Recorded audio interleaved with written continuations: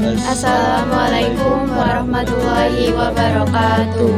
Kami dari kelompok 9 ingin menjelaskan mengenai materi ijtihad.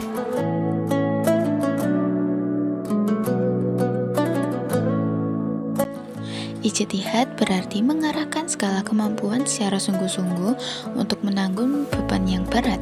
Secara istilah, ijtihad adalah mencurahkan segenap tenaga dan pikiran secara bersungguh-sungguh untuk menetapkan suatu hukum syariat yang belum memiliki dalil tegas, sehingga ditemukan solusi hukumnya.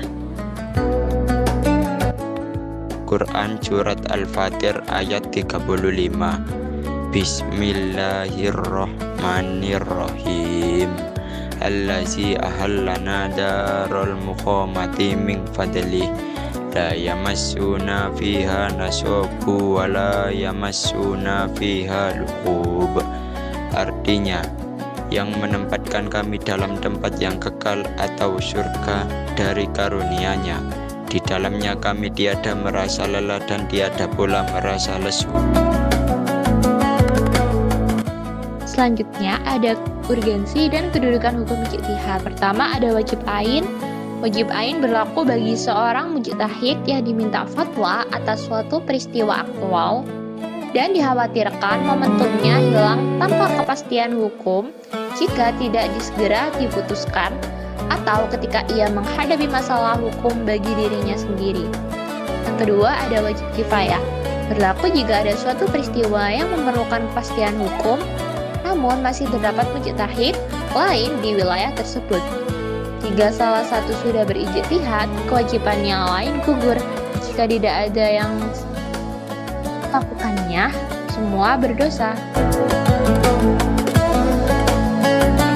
Dan yang terakhir ada sunnah. Berlaku ketika melakukan ijtihad untuk masalah-masalah teoritis yang belum atau tidak sedang terjadi. Syarat-syarat ijtihad. Syarat umum yang pertama baligh, yang kedua berakal sehat, yang ketiga sehat jasmani dan rohani, yang keempat memiliki daya nalar yang kuat. Syarat-syarat ijtihad, syarat pokok. Yang pertama memahami Al-Quran, yang kedua menguasai As-Sunnah, yang ketiga menguasai ilmu dirayah hadis atau kritik hadis, yang keempat mengetahui hadis yang nasikh atau yang menghapus dan mansukh yang dihapus. Syarat-syarat ijtihad, syarat penting. Yang pertama menguasai bahasa Arab, yang kedua mengetahui usul fiqh, yang ketiga menguasai ilmu dirayah hadis atau kritik hadis, yang keempat mengenal manusia dan kehidupan.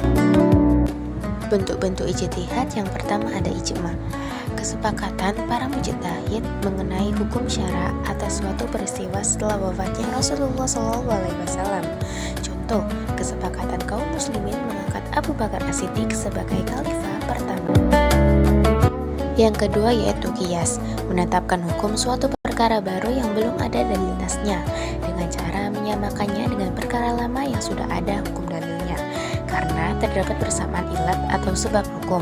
Contohnya, mengharamkan narkotika dengan mengkiaskannya pada khamar atau minuman keras karena sama-sama memabukkan.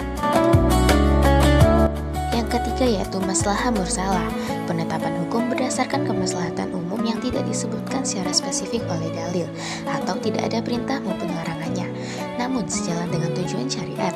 Contohnya, pembuatan penjara, pencetakan mata uang resmi, dan pemungutan pajak untuk fasilitas publik. Yang keempat adalah urf, tradisi atau kebiasaan masyarakat yang telah dikenal luas dan tidak bertentangan dengan syariat Islam.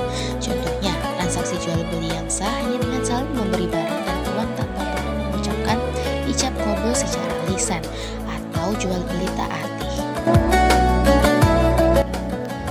Fungsi ijtihad yang pertama fungsi al-rujuk atau kembali, mengembalikan ajaran-ajaran Islam kepada Al-Quran dan Sunnah dari segala interpretasi yang mungkin kurang relevan. Yang kedua fungsi al-il atau kehidupan, menghidupkan kembali bagian-bagian dari nilai dan semangat Islam agar mampu menjawab tantangan zaman ketiga.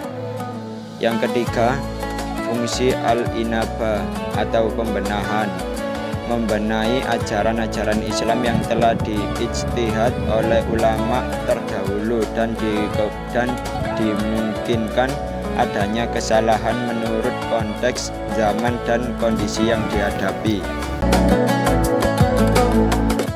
Selanjutnya ada masalah-masalah ijtihad, dibagi menjadi dua, yaitu masalah qat'iyah. Masalah qat'iyah adalah masalah yang hukumnya sudah pasti berdasarkan dalil Al-Quran, hadis, atau akal yang tegas. Hukumnya berlaku tetap dan tidak bisa dibuat atau dikecilkan lagi. Contohnya, sholat, puasa, zakat, dan haji. Yang kedua, masalah-masalah yang telah dijemakan oleh ulama, ibadah ta'abbudi yang hikmahnya tidak dapat dijangkau akal, juga tidak bisa diijtihadkan.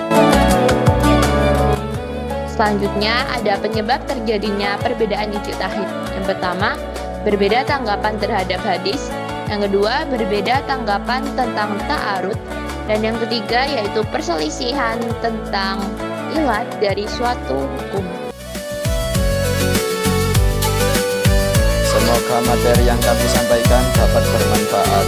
Wassalamualaikum warahmatullahi wabarakatuh.